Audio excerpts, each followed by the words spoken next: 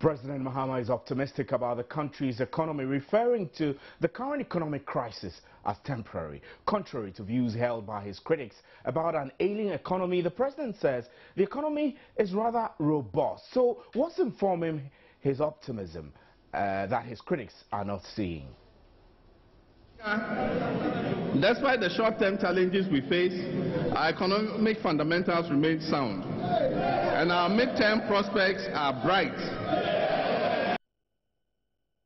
President John Dramani Mahama, during his State of the Nation's address on Tuesday, said the current economic turbulence in Ghana was temporary and would be surmounted in the coming weeks. But what informs the president's optimism on the country's economy that his critics are not seeing? Ahead of the State of the Nation's address, Imani Ghana issued a statement scoring the president 40% on his performance on the economy for 2013. This is below average and in sharp contrast to what the president described as good or robust. Executive Director of the Ghana Institute of Governance, David Agbe, and Deputy Minister of Information, Ibrahim Murtala Mohammed, will be joining me on the phone for some discussions. This is today's big story. We will also be speaking to Fifi Kwete. This is today's big story.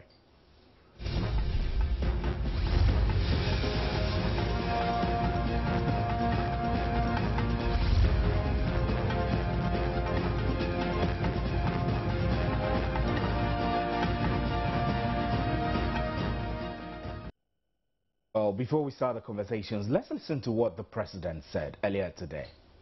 Mr. Speaker, despite the short-term challenges we face, our economic fundamentals remain sound, and our mid-term prospects are bright.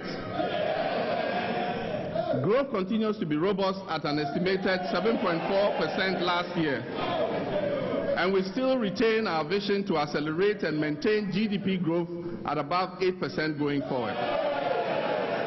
The non-oil sector of our economy grew by 5.81% over the same period. The agricultural sector in particular, which faced a few challenges the previous year, due principally to some difficulties in the cocoa sector, still posted a significant growth of 3.41%. Mr. Speaker, the fact that we are transiting into a services economy is obvious from the strong growth that continues to be posted by the services sector.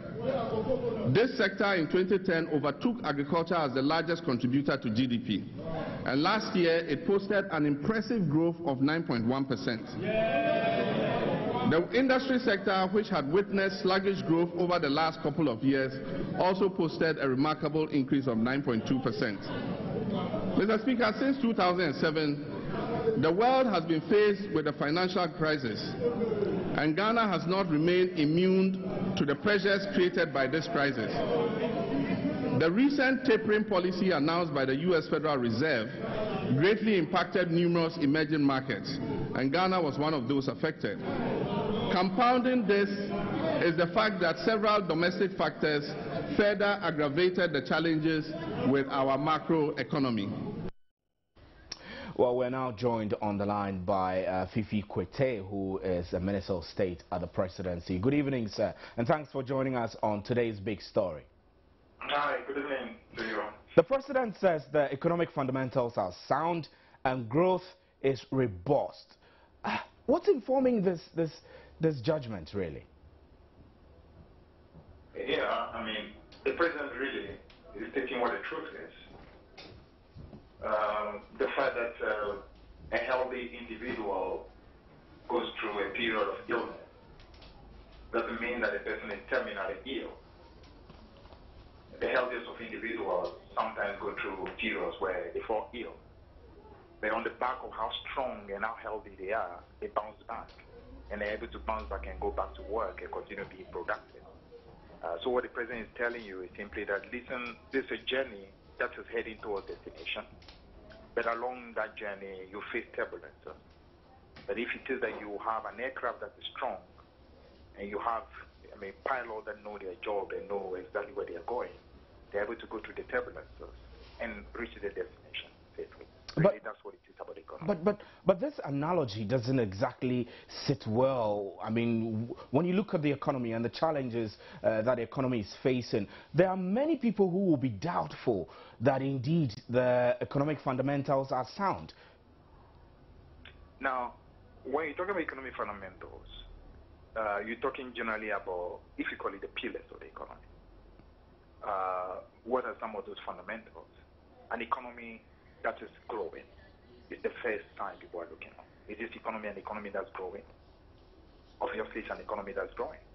Because in spite of the difficulties that there were in the year 2013, if an economy is still growing close to 8%, that is admirable by every measure. In Africa, in Europe, in Latin America, even in Asia, absolutely admirable. Now, if you look at an economy that, in spite of the challenges that's being faced, you look at a situation where, for example, the banking industry is not in crisis. The kind of difficulties, for example, that we had, I mean, a few years back, where non-performing loans had gone to beyond 20%. We do not have that occurring in our economy today. You have temporary difficulties with the CD at the moment. They are temporary. Not different from, for example, what we faced in the first half of the year 2012. But if you realize clearly, in first half of 2012, the CD depreciated by 18%. And as a result of measures that we put in place, I mean, the CD regained its stability for the rest of that year 2012, and also all the way to the first 9 months of 2013. So that's why we're saying the temporary things that are happening are just temporary turbulences. Right. They are not things that fundamentally show that the economy is bad. And so you would say Ghanaians should be as hopeful as the president is, despite these challenges that he concedes we are experiencing. Absolutely, and more so because the president, beyond simply stating that ours is an economy that fundamentally remains strong, also enumerated a number of ways in which he wants to bring about a structural change to our economy. And that is a very hopeful announcement, because the real problem of Ghana has been the fact that even though various governments have managed, we've not been able to bring about a structural change. And now he's talking about the fact that a number of initiatives, of course, led by government using its procurement power to be able to encourage a lot more patronage of goods and services that are being produced in our country, encouraging our people to become far more competitive, encouraging our people to start patronizing our own goods. It also gives very good signal, for example, the fact that as a result of some initiatives that have been taken, today we can say that we are producing 50% of the total rice being consumed in our country. That's massive.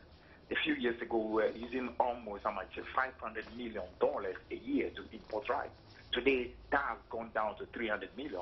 And if our policies continue being what they are, we should be looking at that reducing even more significantly. Right. We announced a number of initiatives that will affect sugar, initiatives that will affect local fishing, that will affect poultry, and possibilities of looking at ways in which we can even remove substitution to wheat, in order for us to be able to patronize some of our own goods. We are now the youth enterprise support, which is very important for our young people who are looking for ways of setting up viable enterprises. That's how you transform an economy, and he did elaborate on all that. Right, Mr. Kute, I'll have you hold. I have on the line also Executive Director of the Ghana Institute of Governance, David Agbe, to make some comments about the President's delivery. David Agbe, great to have you. Now, the President said that the economic challenges are temporary, and you've heard Fifi Kwete narrate some of the things that initiatives government is putting in place, making an attempt to look at revamping the industry, sugar industries in Komenda and Zualugu or something in the northern region, among other things. Do you see these indicators as positive to the extent that Ghanaians should be as hopeful as the President is about the state of the economy? Thank you very much, Steve. I think that it's good that the President is giving this kind of assurance. And, you know, as a leader, if you are not able to give a good hope to your people, then you don't even qualify to become a good leader. So I think that it's good that the President has sounded in that way, that we should have trust and we should have hope in him. And then this kind of a terrible situation that we are going on, it is, you know, a temporary and then we will overcome those circumstances. So I think that it is quite assuring that the president is sounding that way, and so all of us will be able to rally behind and say that yes, this is our president speaking in this way. So at least we should have that sense of confidence in him, and then not the confidence alone, but the measures, the practical measures that he is putting forward. Are they measurable? Is it something that we can hold on and say that yes, the president is speaking authoritatively, then at the end of the day we can mark him and realize that yes, certain things could be achieved. If all those things that he has elaborated are certain things that they have put on paper creatively, then we can say that yes, there is hope for this country. And so yeah. If we are able to put all those things that he has elaborated, it is more than a dictionary. It is more than a dictionary. So I think that it is good, but let's ask them, let's go to the ministers and probe them to see whether those things have actually been put on paper. Yeah, but David, that's the point. That's the point. The opposition has raised several concerns about the State of the Nation's address, referring to it as a recycle of the things that were stated in 2013. Obviously, it means that some of the indicators are more like being rehashed. Do you see it that way? Yes, I mean, most of them, if you go through the delivery for last year, 2013, which was delivered on the 21st of February, you realize that a lot of them were actually hashed.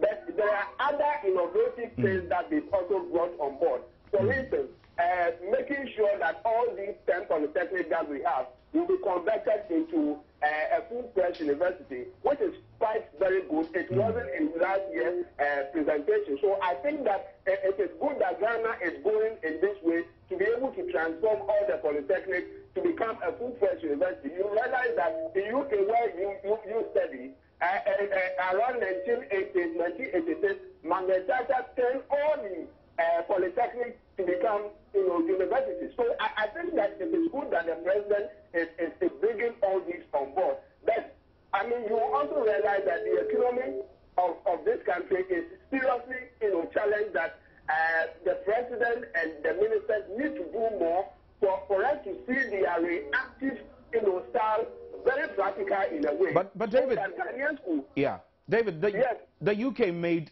conscious efforts to make a transition from its solid agrarian-based economy to the modern economy it has today. And it doesn't look like Ghana, I mean, with all the policies that have come in and gone out, we have focused much on making agriculture a strong basis of the economy. That is lacking. That is lacking. So we need to actually probe our leaders the more. For we to have that confidence and trust in them, they need to actually exhibit a certain good leadership qualities. They need to actually, tell us their competences in a very practical way. All these things put on paper, nice one indeed. But implementation of all those things put on paper is something that we need to actually measure them to see that yes, those things are going to reflect in our life. So for them to come out with all this stuff, it's good enough. But let's actually task them to make sure that those things are being, put and reflect in the lifestyle of every Ghanaian. Right. David, I still have Fifi Kwete online, and if he's hearing, I would like to give him a chance to react to some of the issues you've just raised. Mr. Fifi Kwete, if you were there, Mr. David Agbe is raising concerns that, I mean, these cannot just be plans that you put on paper, but there must be solid agenda to pursue them. Actually, I mean, it's always the case that we can always do better when it comes to implementation. There's always a lot of room to become far, far better than the system is at the moment. So there's nothing like running away from that. But that's not to say that things are not being done. For instance, you raise an issue about we not having been able to bring about a transformation of agriculture. It doesn't happen overnight. I don't think the UK did it in 3 years or 4 or even 10 years. Yeah, I mean, if I did, for example, mention that we've been able, for example, to create a situation where today 50% of our rice is being produced locally, and that those same policies, if we continue the way they are, we should soon be able to do 100% local production and move it, become a rice exporter, net rice exporter. That tells you that something's happening. The president mentioned, for example, that the brewery sector today is making use of what you call cassava and sorghum that are also being produced locally. And the reason why the brewery can take it is because we are producing beyond what you call the needed consumption is in order to be able to supply manufacturing. So initiatives are in place, but we must also remember that it's not just a one-way traffic. Government will have to do what it has to do, but the populace itself must be alive to its responsibility, rising to the challenge. You see, we have a situation where many times through our discourse we create the impression, I say, somehow the population is just a passive being that has no contribution to make. No, it's always a two-way traffic. Government does what it has to do, but individuals need to rise to the challenge. There are many things that have nothing to do with government. Your own levels of creativity, your own determination, your ability to reinvest back into your business, your ability to make sure you manage your business prudently, you show less ostentation. These are things that individuals and corporate entities need to also do. Right, Mr. Quinton. We do our side, and the other one does, I'm sure we should be able to see far progress. Mr. Quinton, quickly before I let you go, the president stated that there are financing schemes ready or ready, put in place to establish 2 sugar factories in Komenda and Savelugu. I do know that there being an existing sugar factory in Komenda. Are we talking about revamping or it's a revamping of the Komenda sugar factory. It's a revamping of the Komenda. And also to have a backward integration so that there will be a lot of cultivation of sugar cane. So therefore it becomes what you call an integrated way of doing it. Yes. Right. Thank you very much, Fifi Kote, for your time on today's Big Story. And we're discussing the State of the Nation's address. And we still have David Agbe, who is Executive Director of the Ghana Institute of Governance, still on the line. So, David, here we are again. Promises upon promises, rhetoric upon rhetoric. If we look back, we pan back to the 2013 State of the Nation's address and we look at perspective to 2014. Do you not see a likely repetition of non-achievement of targets that were set? A lot of repetition. In fact, I wanted to debate my friend, Honorable Fifi Kote. Look, almost less than a month ago, the Minister of Agri, Honorable Kofi Umado, came out to say that they want to even privatize the buffer stock company. Stock company. And is it not sad enough that Ghana buffer stock company, which was, brought onto almost about 4 years ago, and now the government wants to sell it. So what? Are you disappointed that the president didn't spell out clearly what to do with the buffer stock management company from here on? Precisely, I was disappointed. Why is it that we are selling such a young company? Why is it that we want to privatize it? Why? Every country on this earth do have a buffer stock for each country. But now Ghana, almost less than 4 years now, we want to dispose of our own again. So what kind of agricultural system are we putting in place? All these things, sugar factory that we were talking about, during farm improvement regime, we were having all this stuff.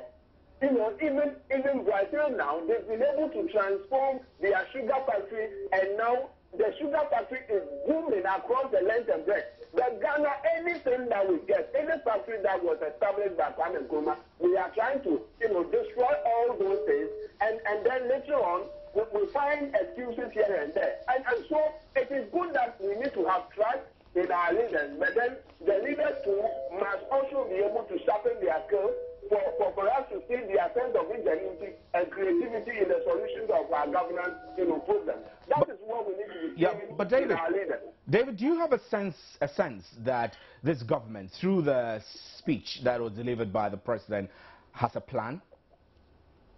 I should think so, that they have a plan, but the plan must also be supported with regular actions and make sure that those things are being seen to be implemented. In African continent here and Ghana as a large, what is always lacking in our system is implementation strategy. Our leaders do not have those skills to be able to implement certain ideas. As for putting it on paper, they have so much excellence on it. But implementing it is what is always lacking. And implementation of certain strategies strategy demands a good leadership characteristic to be able to see that all those things that they are put on paper is reflected in the society. Right, David Agbe, we're very grateful for your time on today's big story, and we're also joined on the line by Murtala Mohammed. Good evening, and thanks for joining us on today's big story, Murtala. Good evening, to your Chinese viewers. It's been a while. I listened to the president talking about his government making education progressively free over a time period. This is more like pinching the MPP's ideas, wouldn't you say? Well, I was shocked that many members of the MPP or many members of parliament from the minority indeed were saying that we told you so, virtually trying to suggest that His Excellency the President was talking about the utopian free SHS that Nanadu postulated before the 2012 election. This was completely different. And this is not the first time His Excellency the President is making reference to progressively making education free in Ghana. And Murtala, before I make you continue, how different is this from the MPP's promise of free education during the campaign period of 2012? First and foremost, the MPP issue of utopian free education came when Nanadu granted an interview on BBC and said that education was going to be made free. The host asked him, do you know the cost? And he said yes. The host then asked him, how much is the cost? He said it's being costed. Clearly, he didn't know how much the cost is. You had the communication director at that time of Nanadu in the person of Nana Okumia. I was with him on News 5, and I put a direct and specific question to him as to how much was the cost. He said, I don't know. So clearly, it was just an idea, and I described utopian because possibly he just went, when he went to the program and decided that, oh, if I use it, it will catch up with the people of this country. So what, are you suggesting that your government is more ready and prepared now to implement that? I'm coming. The difference between what His Excellency the President said and what they said, the President never said something different from what he was saying before the 2012 election. What His Excellency the President said, which is captured in the NDC's manifesto, you can go and check the aspects of education in the NDC 2012 manifesto, that education is going to be progressively free. And it is just confirming what is already enshrined in the 1992 Constitution. It is not something different. What His Excellency the President said today, that plans are way ahead. We will submit before cabinet processes through which we can indeed fulfill this constitutional provision. And the President never said anything that is in any way in line with that utopian free SHS that the MPP promised us. And exactly what does it mean to say progressively free? The Constitution says that education will be progressively free. You cannot have a free education without first and foremost making it free at the basic level. And that is where the FQ that we have was indeed initiated. We ensure that we have a full implementation of the FQ, actually demonstrating that education is absolutely free at the primary level.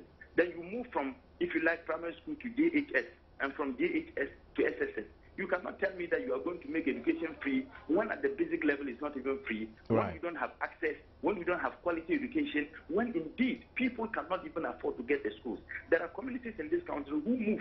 Children will move several kilometers to be able to access education. You cannot have a free SHS when people will move 10, 15 kilometers to be able to access education. Right, Murtala, let me quickly digress a little from education. The President said that the government is taking care to increase the number of people on the social intervention leave policy from 74,000 to 100,000 from this year and 150,000 by 2015. That's a lot. Where is the money going to come from to do this expansion? You realize my position on LIT. I have always been a critic of LIT. And you remember even in Parliament, I took a position, I made a statement on the issue of LIT. I guess today my fears were allayed. His Excellency the President indeed provided an antidote to the fear that I had and fear that many people have. What His Excellency the President said was that the LIT is not going to be permanent. It is only to transform people, take them away from the poverty bracket, and then make them have some livelihood. And that is precisely what His Excellency the President is doing. What systems are in place to make sure that this transition from poverty to perhaps being able to take care of yourself can be achieved? First and foremost, His Excellency the President and the government is looking at proper monitoring as to how the implementation of LIP is going. There have been several allegations in the past that the purpose for which the LIP was introduced was not being achieved. what this government is doing is to ensure that we don't just dole out money to people, but we give the money to people who actually need it. The president is also looking at, coupled with other social intervention programs, that you don't just give them money, you engage them in some activities. Engage them in activities that will generate enough money for them to move on. And who says that it is not worth spending so much money removing people who are a part of our society as a people from the poverty bracket so that they can also live a decent life? I think that it's worth spending so much money in ensuring that you reduce the poverty and the suffering of several people across the country. And that is precisely what this government intends doing. Thank you very much. Murtala Mohammed is Deputy Minister of Information. My name is Stephen Anti, and this is today's big story.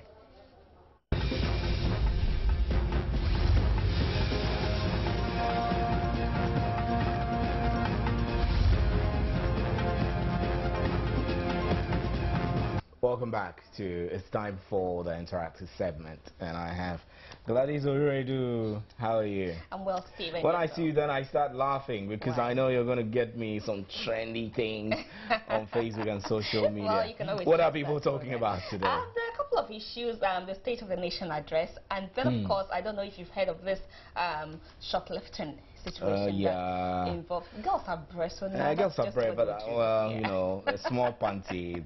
Okay. Anyway. Alright, so today's segment, you don't want to miss the segment. Welcome to JN Interactive.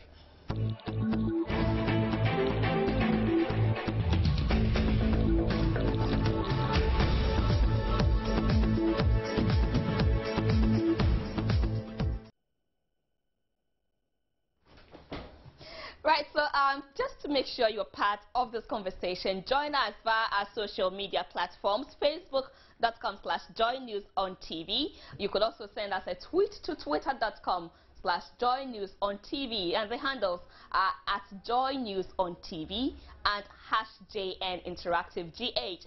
Email us via joynewsim@multitvworld.com, and I just can't wait to hear what you have been posting on our social media platforms about the issues pending for us tonight. And I'm talking about the State of the Nation's address, and then the other issue we'll be talking about shoplifting. Also, today has been quite interesting amidst the State of the Nation address and several other issues. Take a look at this video of 3 ladies who were caught shoplifting. Too eager. So I mean shoplifting at Mr. Price clothing store at the Accra Mall.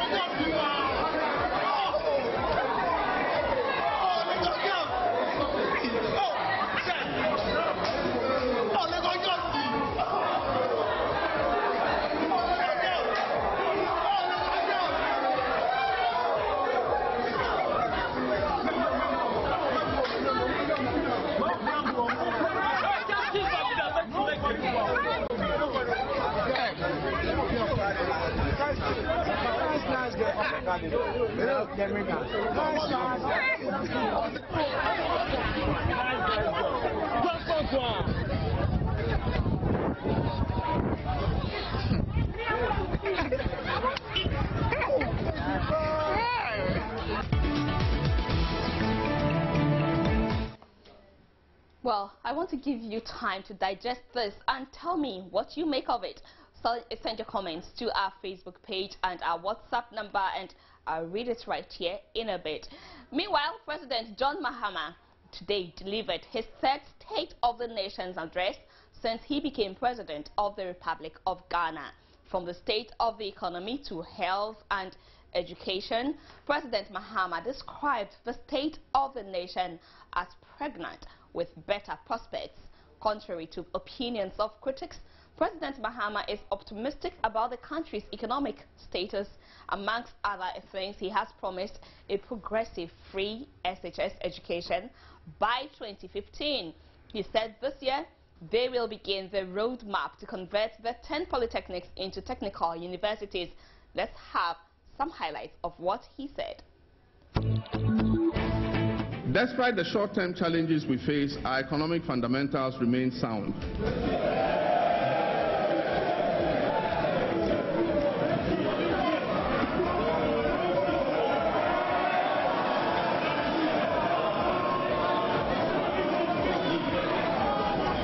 Mr. Speaker, Joshua Water.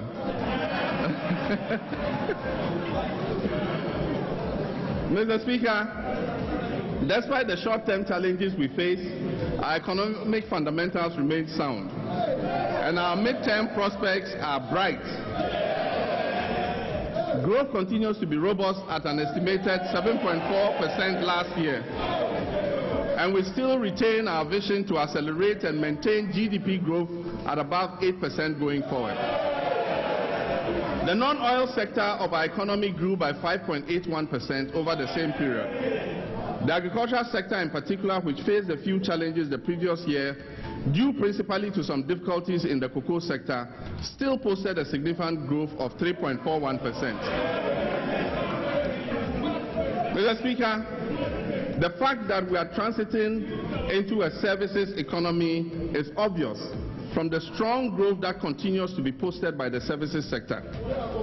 This sector in 2010 overtook agriculture as the largest contributor to GDP, and last year it posted an impressive growth of 9.1%. The industry sector, which had witnessed sluggish growth over the last couple of years, also posted a remarkable increase of 9.2%. Mr. Speaker, since 2007, the world has been faced with a financial crisis, and Ghana has not remained immune to the pressures created by this crisis.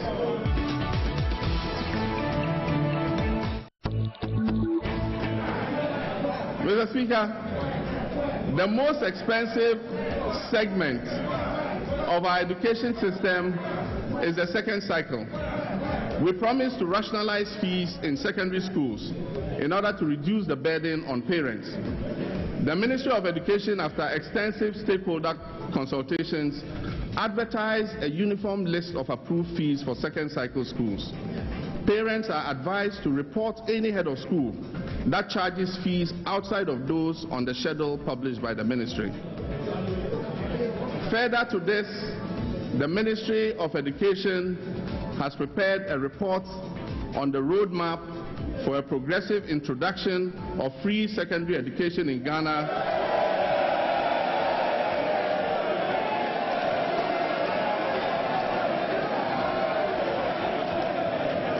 Mr. Speaker, the main problems affecting this level are a lack of teachers, a lack of teaching and learning materials, poor school infrastructure, and apathy in management of the community, apathy in management of the schools. Government has been working to address these constraints. We are actively engaged in the process of building new school blocks to replace schools in substandard structures.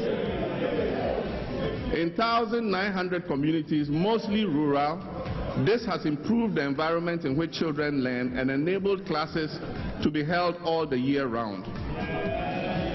In urban schools, these additional facilities have enabled government to progressively eliminate the shift system that had children attending school in turns.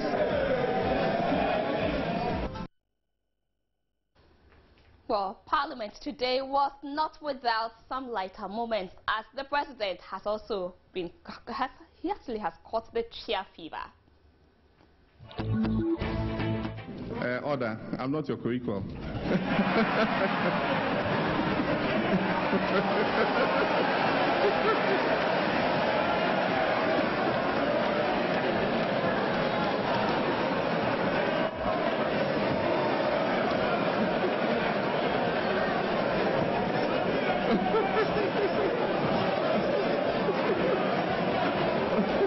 Mr. Speaker, Mr. Speaker. Yes.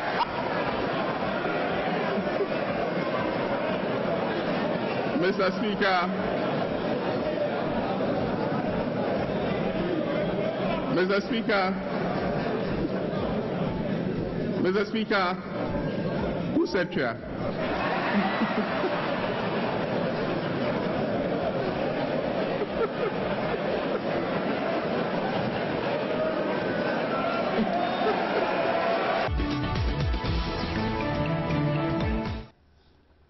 Chia has indeed become fever, affecting everyone in Ghana. Well, let's see what you have been saying on WhatsApp about the State of the Nation's address. So our first WhatsApp today is actually coming from Brago Hagen, who says, we have heard him. Brago Hagen. Ahassan Mohammed says, Ghana is suffering from a disease called Mahamalaria. Only God can save us all from this economic anemia. Interesting. Nana George says he's a good man. Thank you, Nana George. Bernard Mensah says, wonderful statement by the press. Okay, you believe it was a wonderful statement. Sabina says, I pray he keeps the strength. God help the president and help Ghana. That's coming from Sabina Ahu. Okay, so let me quickly take one more, and then, well, okay, so I'll end on Sabina, and then move on to, right, so it's time to go back to our viral video of the day. Let's have a playback.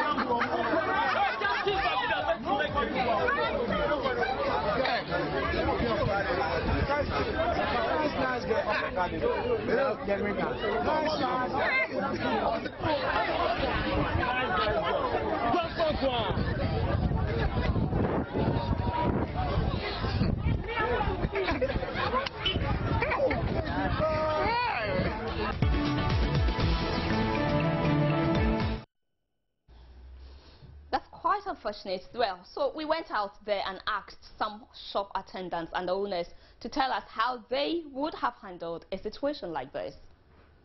The way they were punished, for me, what I would say is that, like, it is like, for me, being a leader over there, okay, if I do that, then I am inhuman. Okay, like, we all have our lapses, okay, each and everyone has, like certain characters that at least we are all working out, okay, to deal with.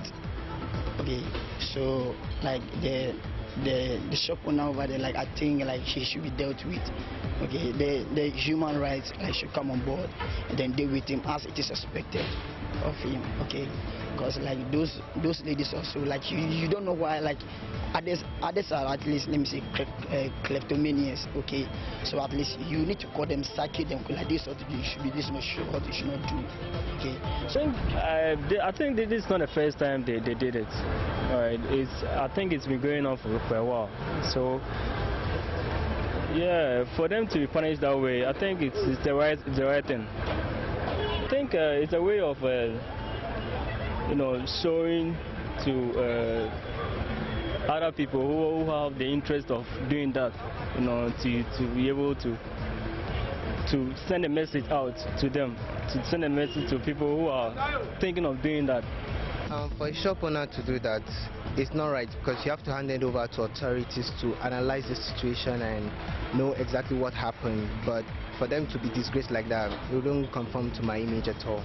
It wouldn't be right for someone to do that to another person because they stole something, irrespective of who they are or what they have. So I don't think it's right. Why not? I mean, if you're a thief and you are caught, I mean, a lot of unimaginable things could be done to you, okay? I mean, if you are asked to crawl, I mean, to me, that's the least of the punishment that can be meted out to you. I mean, why should you go out there and steal panties? I mean, this is serious. I mean, I can say that the present economic hardship, coupled with the high standard of living in this country, might, one way or the other, force some people to do some of these unimaginable things. I mean, a lady like those girls I saw, those ladies, I mean, in a very prestigious, institution like the University of Ghana. I mean, you go and you steal something like panties. I mean, it's a disgrace to your dignity, and I mean, like, I don't know. I can't I can't fathom the whole thing. You see, there are so many things that we have to understand. In these modern days, on the colonial days, that's where you have to punish somebody up to. But on these days, you can't do that. There's a limit for everything. When somebody has done something wrong, for you, maybe dismiss the person. Go and call your parents. Let them come. So that we sit down with them, talk to them, but a certain punishment is very, or the punishment they give to them is very harsh to me.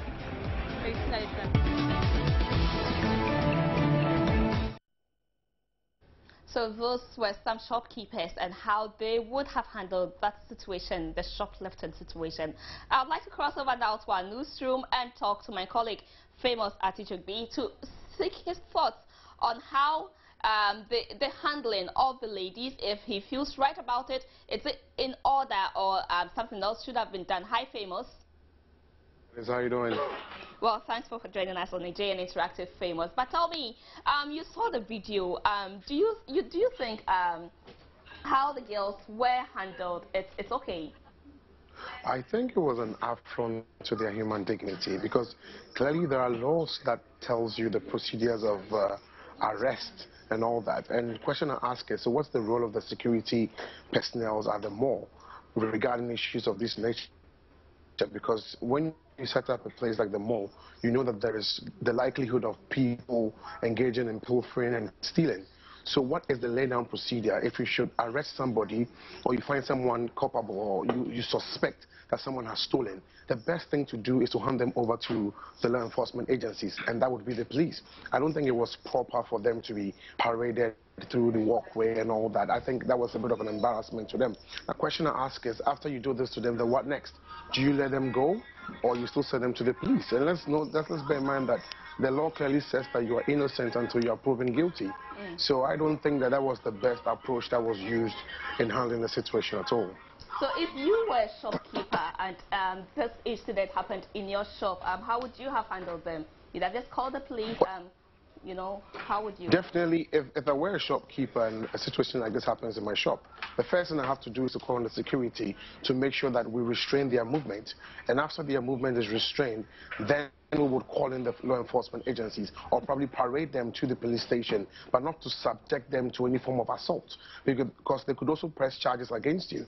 And I don't think that, I mean, it's appropriate to either batter or subject anyone you suspect of having committed any crime to any such of inhuman treatment. So you think the girls can go ahead and sue the shop owners who handled them that way?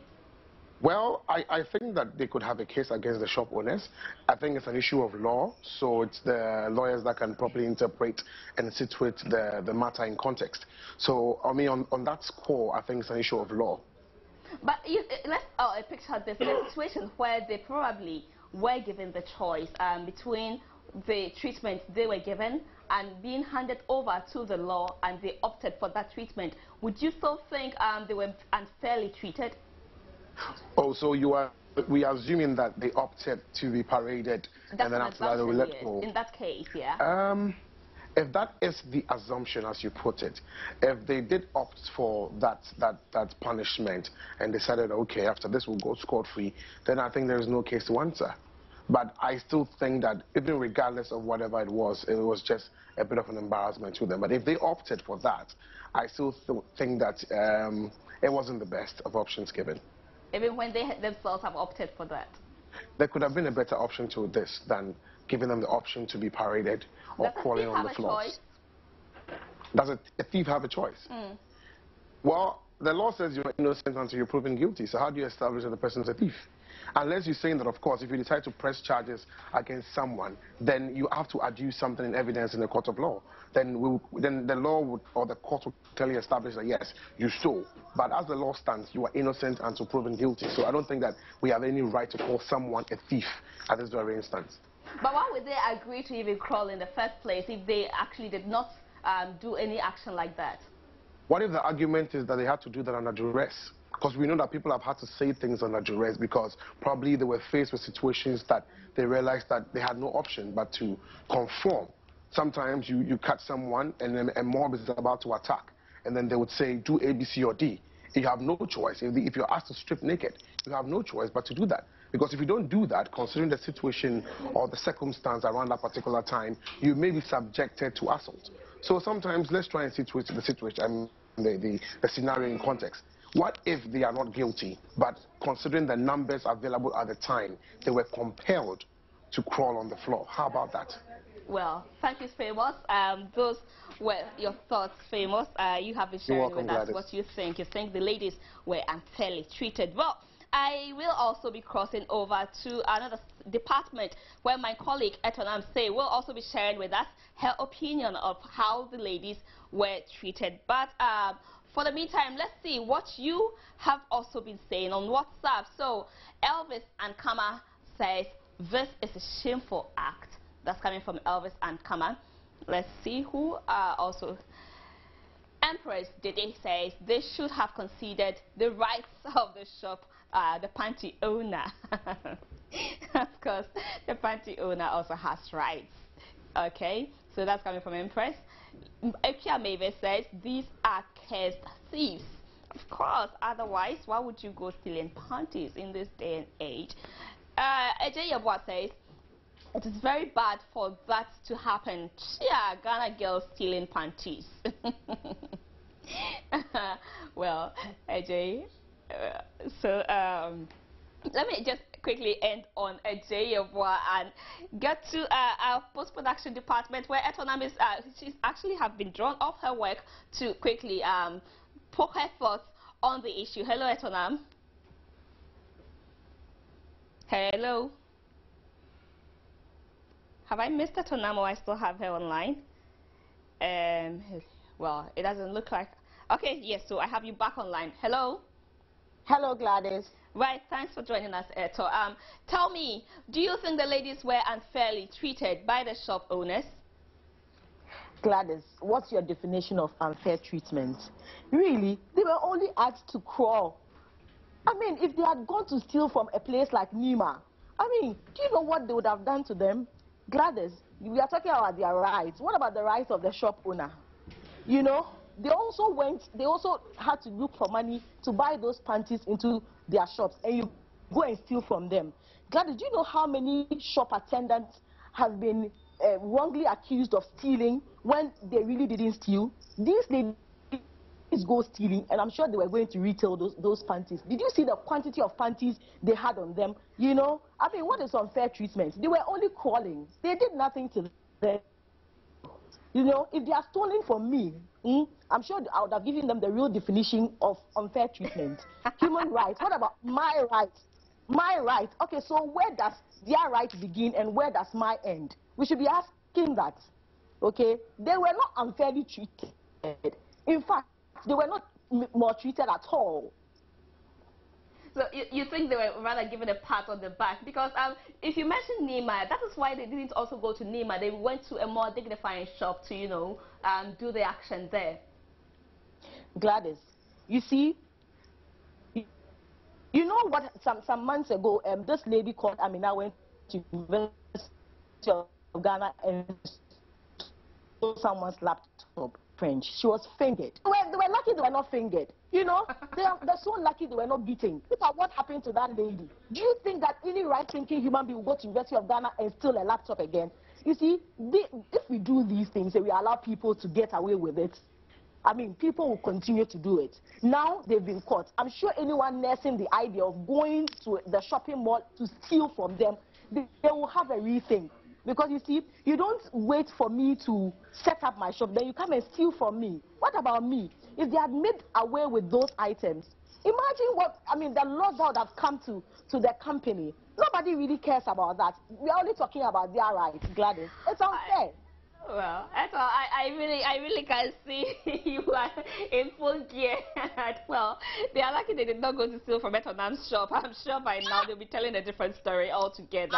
So that was my colleague's opinion, Etonam saying, who shared with us what she would have done to those girls if it had been her shop. And she feels that, well, the treatment they were given is just a pat on the back, as if they were being told that, well done, but next time, be more careful. Well, but even the Bible says still, but don't be caught. So, well, that's quite unfortunate, and we pray and hope those ladies, if indeed it's an act they performed, then we wish them deliverance. They should probably see TB Joshua and get out of that and be good. Right, so let me quickly go to Facebook and see what some of you have been sharing with us. So you have been adding your voice to our posts, and let's see quickly what you have been saying. So please, they were not beaten, so what is it? Okay, Ellie Kwame says it serves them right. They won't grow up to steal babies. Never encourage stealing. Desmond Etonam Morte says human left, not human right. Okay. Quickly, there's an interesting post I'll have to quickly find and read it out. That's somebody's creative piece about the ladies who weren't doing the actions at Accra Mall. So quickly, I'll just want to locate that one and leave you with it. But of course, if you have been on our Facebook page, I'm sure by now you have seen it. So here is it from Felix Kweku Jermaine, Accra Mall panty stealing Sagatonga remix. Okay, so let me see. The reading goes, stealing the rhyme with crawling. Will you come with me for some mauling? I won't wear Mr. Price, no darling. Forget his senses, small looting. If them catch we do more yawa, be like we grow bread past Vicky Hammer. Come to think of it, even more than Mahaman. But panty looting be the ish no karma, all because of panties. Well, so that's my version of the Sagatonga remix of the Accra Mall shoplifting. So, well, you can really be catching up with it. Let's try it again. Stealing the rhyme with crawling. Will you come with me for some mauling? Forget to say there's small looting. Okay, so if them catch me, do more yawa. Steve, this rap is for you. No.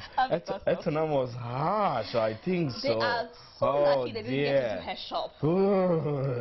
She scares me, really. If you see her and she has a shop, be careful when you enter that shop. Well, coming up on Joy News today, we'll bring you more on the state of the nation's address, and we'll also touch on the economic angles of the address. And Gladys. Well, we'll also not forget the light side of the Chia parliamentary speeches from President Mahama during his delivery of the State of the Nation's address. So catch the President, John Dramani Mahama, asking who said Chia, right on our news at 8. And that's it for today's show. My name is Stephen Enti. My name is Gladys Oseyo Radio. We are grateful for your time. Thanks for your time.